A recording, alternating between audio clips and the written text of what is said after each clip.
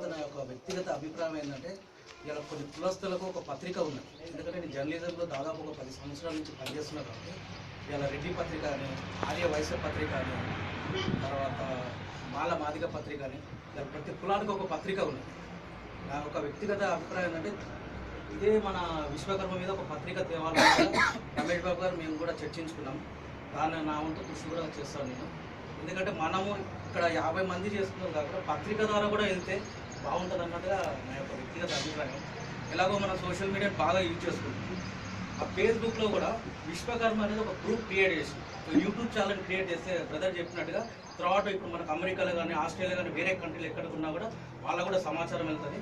So మన పత్రిక ద్వారా కూడా మనం ఎదుర్కొంటే సమస్యల గురించి కానీ ఏవైనా సరే ప్రతి కుటుంబానికి ఒక సమస్య చందా తీసుకొస్తే ఇవాళ తెలంగాణ రాష్ట్రంలో కానీ ఇటు ఆంధ్రప్రదేశ్లో కానీ వాళ్ళ యొక్క కుటుంబాల్లో ఎన్ని కుటుంబాలు ఉన్నా వాళ్ళకు ఒక సంవత్సర చందా తీసుకొస్తే మన పత్రిక ద్వారా విశ్వకర్మ పత్రిక ద్వారా బయటికి మనం చేసే పనుల గురించి వెళ్ళవచ్చు.